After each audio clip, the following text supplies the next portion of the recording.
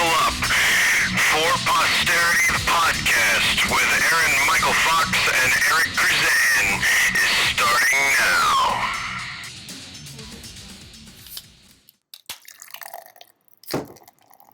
All right, you're listening to For Posterity, the podcast, with Aaron-Michael Fox and Eric Crusan. Whatever. That's you. Yep, that's me, Crusan with a Z. Okay, we are recording this on Wednesday. This won't be published until after Wednesday. So right now, as of this recording, Jon Stewart is still the host of The Daily Show, has 2 episodes left. And for Posterity, we just wanted, like I worked in the title of the episode there. Yeah, it's very clever of you. I like that. In case 4 episodes in, they didn't know what they were listening to by now. Now they know. So for Posterity, we just wanted to capture this moment while Jon Stewart is still the Daily Show host.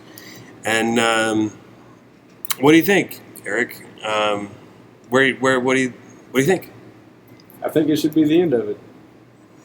But I've been thinking about it a lot, and I think Trevor Noah could be okay. Okay. I don't know if it'll work completely, but I think he'll be able to keep it afloat for at least the first season before they let go of it. Here's kind of what I've realized in the month or so since we first talked about this. Is Jon seems to have kind of realized that he's at a different generation with the field correspondents. When you look, Jessica Williams, that's pretty much the only name I can remember. But when you look at who's covering the quote unquote field pieces, it seems it's a different generation. It feels like the show basically is kind of circling back to what it was originally, kind of focused on that, where it was, 16 years ago, focused on the MTV generation. Obviously, MTV has changed now, but you know the demographic that I mean. And what I see is kind of what I object to as the Trevor Noah choice, and what I sense from you as why they should cancel or just end the show, is that the generation that first got hooked on The Daily Show, the generation that made The Daily Show, our generation, or my generation plus you old people, we've aged out now, more or less, to what Comedy Central views as the demographic for The Daily Show.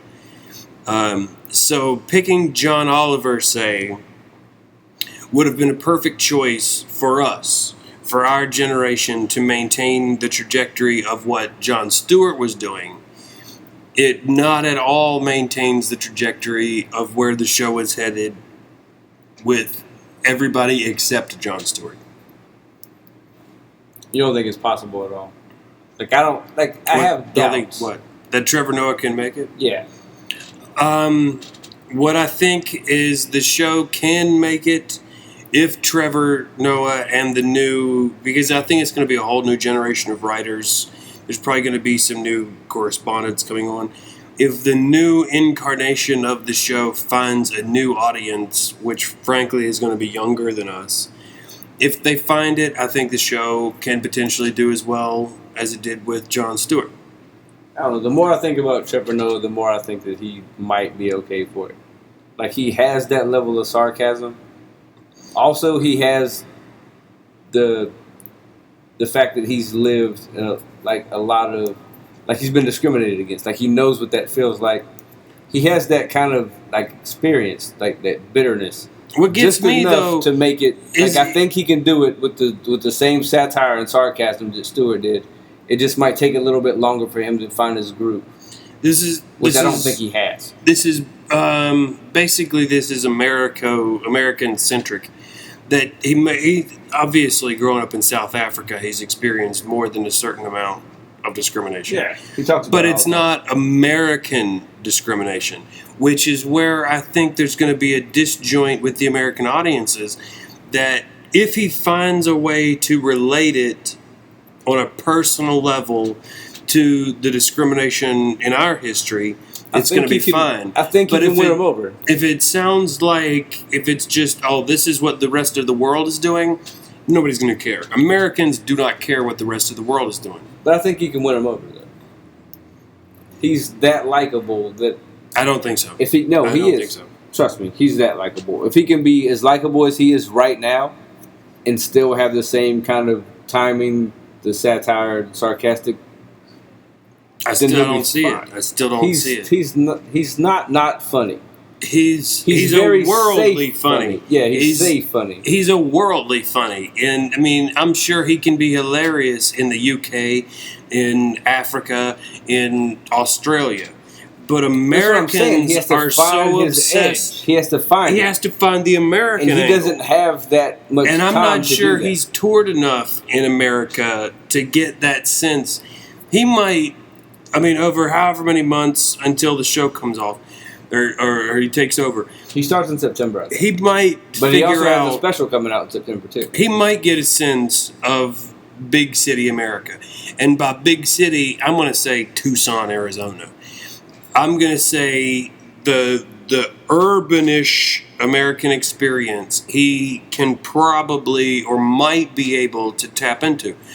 But when it comes to the real innards of America, I'm not sure that he's going to be able to tap into that sensibility because I don't know that he's spent enough time. I don't think I have a problem because there's so many, like what we were talking about. I mean, for us right now, living in Huntington, West Virginia, Tucson, Arizona is a big city. Cincinnati is a big city. Sadly. So, no, I mean, that's the country. I mean... But I think he'll be fine as far as relating to people. I mean, Like, I don't think he'll have a problem how doing many that. gigs have you and I done in towns with populations less than 1,500 people? Yeah, that happens. But compared to how many gigs? I still related to those people, though, and it went okay. That's because I exactly could what I'm relate saying. to- That's exactly what I'm I don't think saying. you have a problem relating to people. I don't know that Trevor's going to be able to relate to But he's done the it. small town I don't American. know. He's done a lot of comedy. It's not like he's not new at this. But not in the States. It doesn't matter. That's He the can still issue. relate because If I mean, the stuff that he's talking about is universal. if he's doing PBS, he's probably got a market. If he's anywhere, if he's on the BBC, if he's on Channel 4, he's probably all right. But I don't know about Comedy Central. I don't know. I think he can do it. He'll have to be quick to find his groove because he doesn't have a lot of time to find his groove. Like they're going to say, if you don't have it by this certain time, we're pulling the plug on it. I agree with that. You have this long to connect with people, and if you can't do it in that time, He's definitely you on had your shot. He's definitely on the clock more than Jon Stewart ever was. Yeah. Because the show wasn't that big of a success, so they handed it to Stewart and said, "Can you save it?" Whereas with Trevor Noah, it's you're being handed the keys to the kingdom. Don't screw it up. But I think he can do it though. And I think basically what it's going to come down to is a certain amount of our generation is probably going to tune out a little bit. A lot of people are because he's not Jon Stewart and because he's black. But I don't know that really has that much really to do does. with it. I really don't. It really does. For the market that It Jon Stewart depends. built, I don't see it making that big a difference. Maybe in mainstream America, but not for the Daily Show audience. What I see is a few of us are going to age out, and if Trevor Noah can bring in a new generation to fill that, he's going to do all right. But if they just lose everybody Which they have a very big chance of doing. Yes, if they just lose the people who age out and depend on what's left, I don't see it making it. But that's why they're going to tune out because who's this black guy? Like we've never heard of him. I don't. The black guy is irrelevant there. I feel the not. audience will say, "Who's this guy? Who's this guy I've never heard of?" I feel is a much more. The I've never heard of part is a much bigger factor than the black guy part. All right, I'll give you that.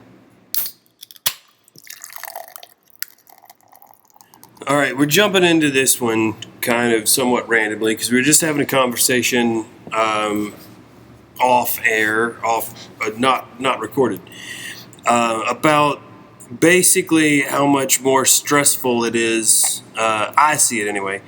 Stressful it is having a conversation while being recorded on the podcast, knowing it's going to be sent out to the world, as opposed to just a conversation that you and I are having when we're not recording.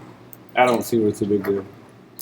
And basically the difference is, I'm saying, the political correctness environment that we live in. But here's the thing. You're not famous enough for it to matter. Like, you can say whatever you want in the privacy of your own home, and people don't give a shit because it doesn't affect the world. That's just but your it thought. does in the world we live in now. Whether the whole world knows or just the people that you know, whether your world knows. But no, what I'm saying is, it doesn't. You have nothing to defend because nobody knows who you are. That sounds horrible. But you know who's going to be looking up Aaron-Michael Fox when you're dead? People related to you. And that's it.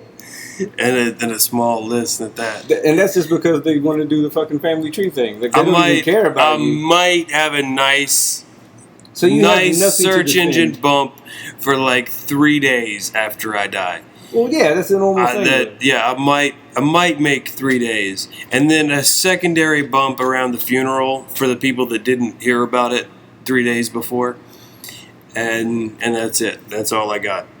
Yeah, so there's nothing for you to defend. Like, but that's what I'm saying. You shouldn't be worried about recording anything because nobody cares. My whole legacy, really, at the moment, anything that I'm going to remember for is what I'm recorded saying. And I don't know. It's more pressure knowing the way it's going to be judged from people. Why is it pressure? Basically, like Colin Quinn said on the nightly show. So you're comfortable being racist if you know you're not being recorded? Now, I don't say anything. Now, on that level, come on now. You know what I mean. What I'm saying is the perception of the racism. See, immediately I start having to back away on this thing where I can't just be like, really? Like, the power of white guilt. Like, it's like holding up a cross to vampires. I can just throw that up and you have to back away. Right now, that's not the way that I would answer that if we were not recording this thing right now. And that's the whole thing. Nigga, please. Like, trying to catch somebody saying something that you can take out of context and loop that recording and say, look at what an example of a horrible person this is, so that everybody else can feel like, oh, look at me, I'm a good person because I can identify that is wrong. Because somebody else told me it's wrong. In this area, you're worried about that? Come on, man. Really? This is tame compared to trailer parks.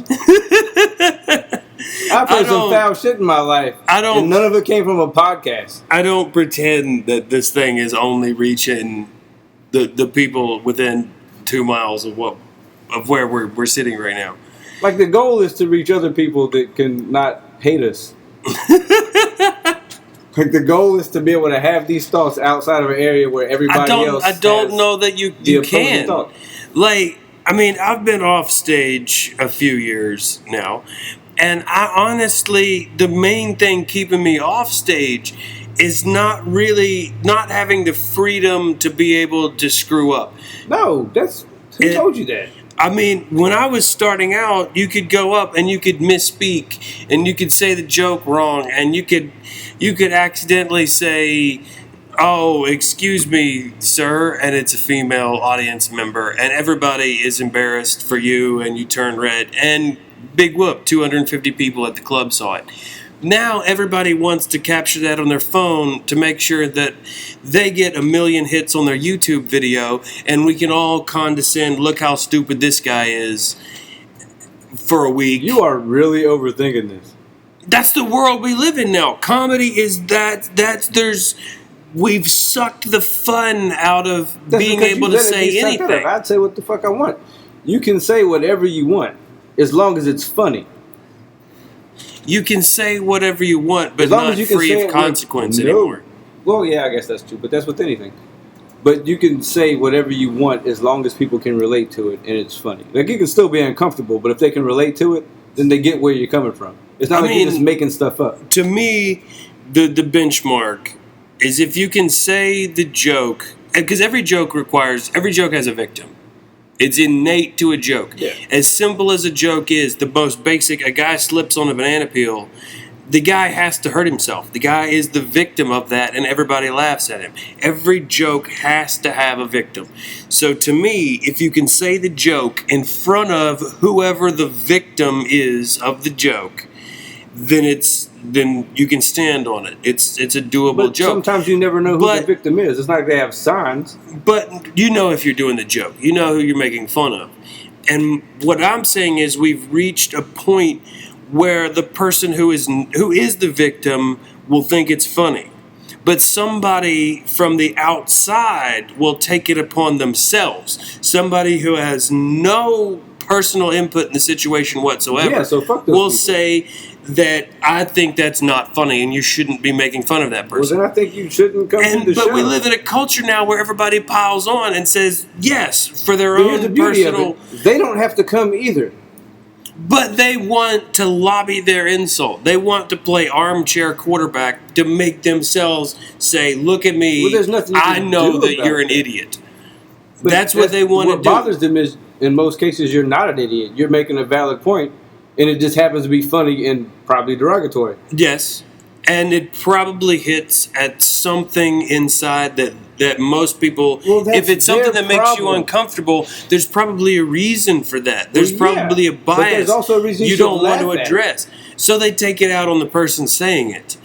You shouldn't say that because it makes me uncomfortable. I'm sorry. Now that you know that I say that, don't come hear me say that. I agree with you, but it doesn't stop the mob. Well, fuck the mob. They don't have to ruining careers. And you shouldn't stop doing what you're doing because... And I mean, if you're already a name... You can do it that way. If you're already a name, it's just going to say, oh, look what Ricky Gervais said. Oh, yeah, but if you're trying to come up in this business... We're not names. That's what I'm saying. If you're trying to come up... And I still continue to say what I want to say. If you're trying to come up in this business, all you do is make a bad name for yourself that makes comedy club owners and general managers think, I don't want to bring this mess in. I mean, I want somebody that's going to sell drinks and sell chicken tenders. I believe funny is more important. It's the same thing Richard Pryor went through. In what world does funny rule comedy clubs?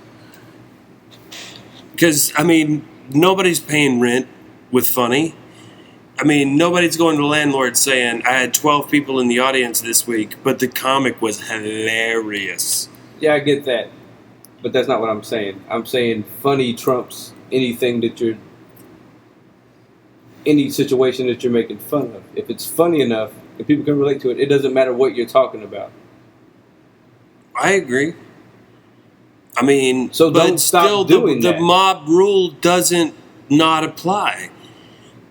Well, yeah, if you want to take the easy way and not offend anybody and be basically all shitty comic, then by all means, you should be a shitty comic. I mean, that's the only way I can see to come up is to play this vanilla bland not that way until you somehow, and I don't even know how you can build an audience with a vanilla bland act. Oh, until not that bad, at some point you say, ah, ha, ha, ha, I'm famous now. I've been in a movie. I can say what I really think. That's not going to happen. No, that's why you say what you really think from the beginning and don't become something and then you have to contradict yourself later. How would you think Chris Rock would be able to come up now? Like if Chris Rock was just now starting out. Yes. Doing the original. Yes. The first act, do you think you can come up now? Yes. Because Jim Norton is still doing the exact same thing, only his version of it. But he's also already Jim Norton. Do you think Jim Norton could come up? Yes, because clearly it's acceptable because he's still doing it. He's not the only one doing it. It can be done. I still think there's a certain amount of forgiveness. You just have to be good at it. You can't be just like, oh, I have colored people in my family tree and they're still hanging. Like, that's not it. That's not... You're not going to make it with that. You have to be more clever than that. That's something you say at a Wayne County picnic as you casually pass the watermelon. I haven't heard that one before. Bullshit! I swear to God, I have not heard that one before. I've heard that from 4 different rednecks since I moved here.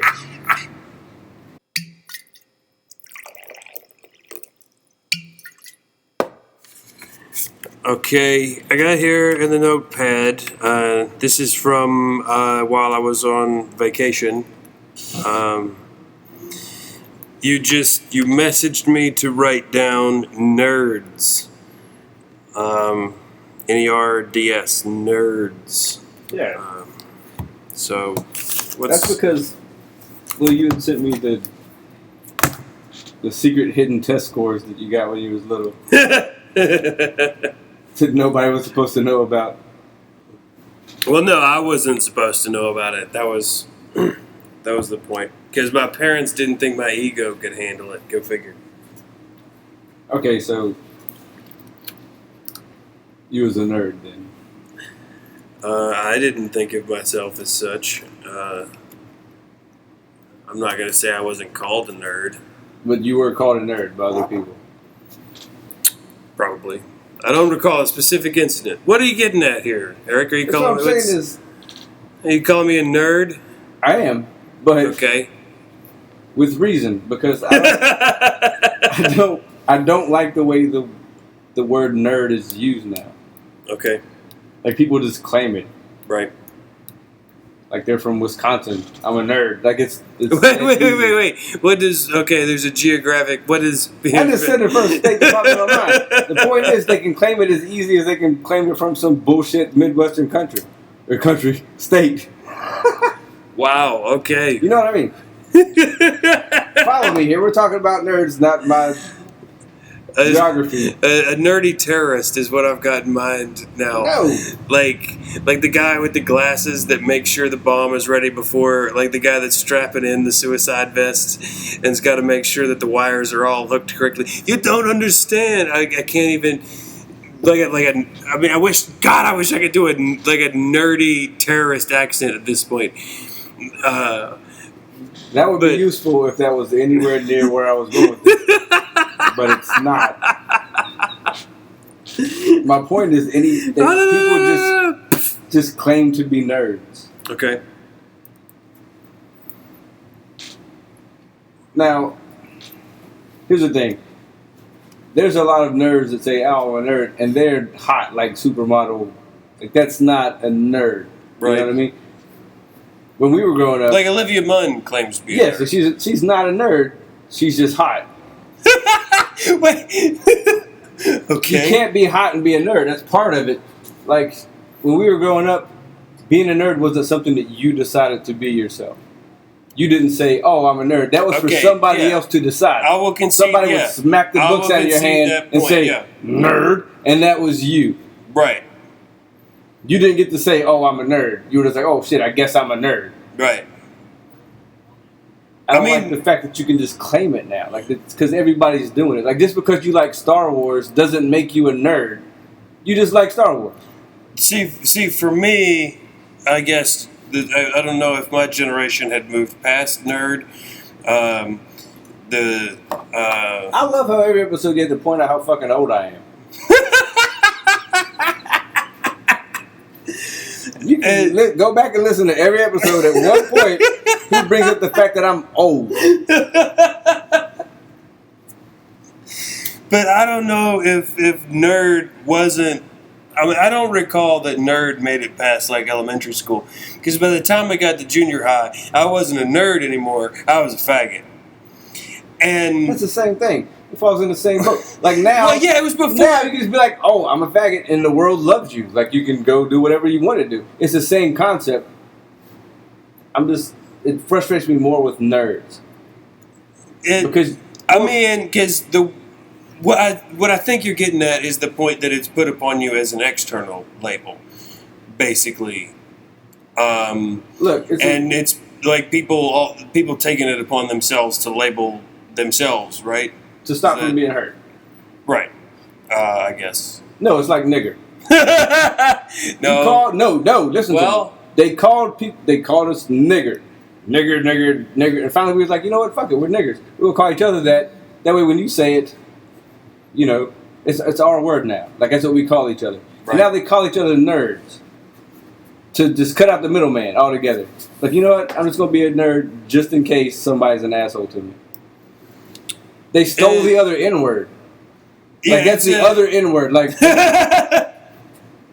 okay. They stole the other N-word. There's nothing left to call people. I'm processing that one. Okay. It's the same concept. They just, you know what? We got our own N-word, and that's what we are. We're nerds. Just like black people, like, we're niggas. All we gotta do is put a Z on the end of it. We're nerds with a Z. And then you can't say it. That's our word. That's all it takes is a Z. And it's no longer white people word or bully word. I mean, because I see the same thing with hillbilly and redneck as a West Virginian. That it's basically, if you're a hillbilly or a redneck, which I consider myself both, then we can call each other hillbilly and redneck. But as soon as somebody from New York or California, or as soon as an outsider, somebody who's not a hillbilly or a redneck says it, I get my back up going, oh, whoa, wait a minute now. But why? That's what you are. That's what I'm saying. It's like, it's you. If you are one, you are one. And there's a certain amount of, it makes it derogatory that somebody else is putting it upon you, I guess. Yeah, but they didn't claim redneck as that's our word now. Like, I guess they tried. Well, no, redneck started as a term of endearment for our random history lessons. Redneck is a West Virginia specific term. It refers to miners from the mine wars that fought for the right to unionize with red bandanas. That's what's. I don't care. You don't think? I don't care. But I'm saying it was always a term of endearment for West Virginians. Yes, because they live off that, I risked my life to make a living. You should honor me for that. Which is a valid point, you got to admit. No, it's not. You don't think? No, because you could have got another job. That one paid exceptionally well, so you risked your life. I appreciate that, but you're not a fucking hero. Well, I mean, to me, underground mining, yes. Mountaintop removal, no. No, it doesn't matter. If you're playing with Tonka trucks in the dirt, no. No, that's not the same. If you're going into the earth. Yes. But you know what you're getting into doing that. You're not a hero. That's what makes a hero, is knowing nobody else wants to do it, so you're doing it. No, you're doing it because you get paid well to do it. Because it needs to be done. Because you need to make more money than you would at a fucking factory job. There's what factory jobs we got in this country. In general. What factory jobs we got in America. Back then there was factory jobs. If you're living in Beijing, yeah, factory job is an alternative. No, there was factory jobs where I grew up. It's a chicken plant. It's still a factory. Where you grew up, was it still, how many people they got now? 4 people and no, I grew up in a 500 chickens? It was a pretty populated place. But there's factory work. There was at least 3 factories I can think of. Making what? That are still open?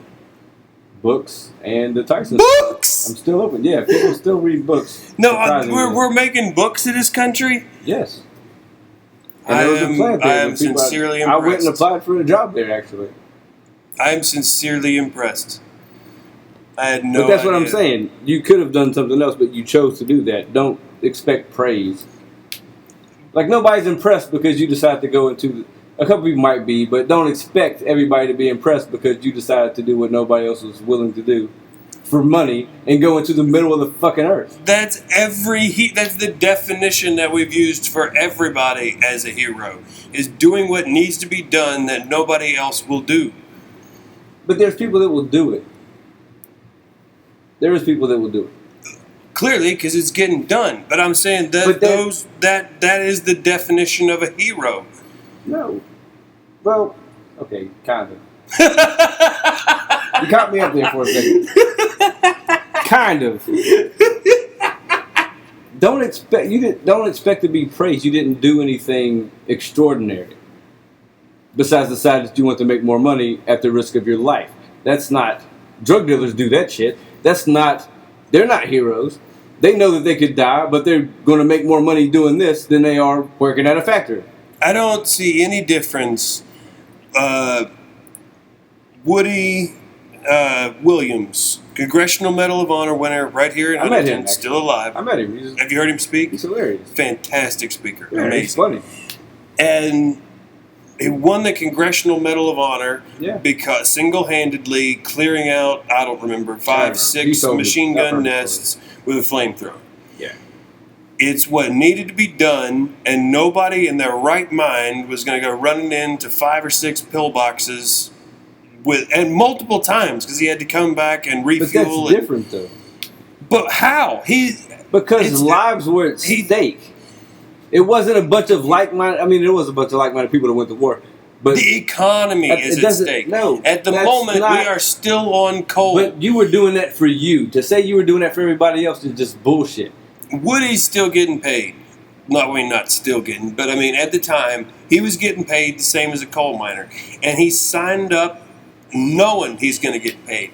Circumstances made him have to act extraordinarily. Yes, but it's not extraordinary to go into a mountain with a bunch of other people that decide, hey, I want more for my family too.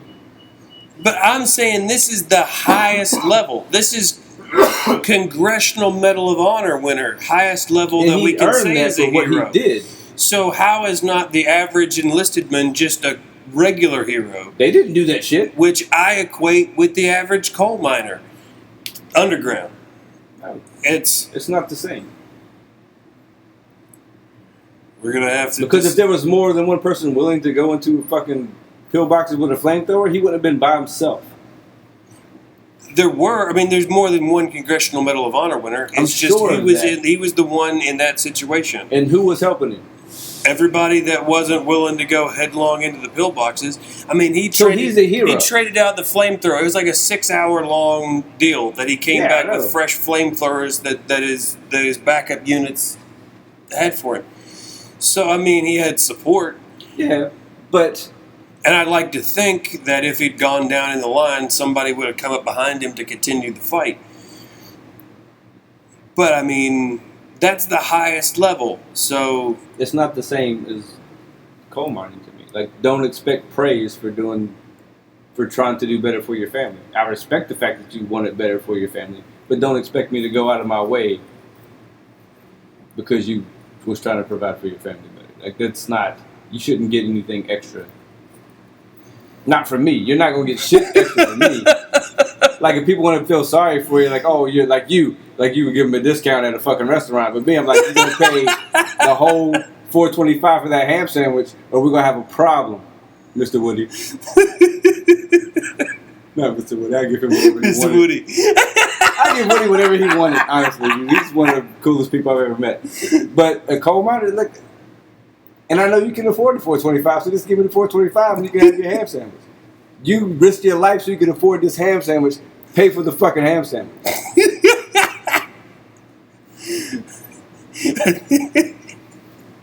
Well, that's where we are then.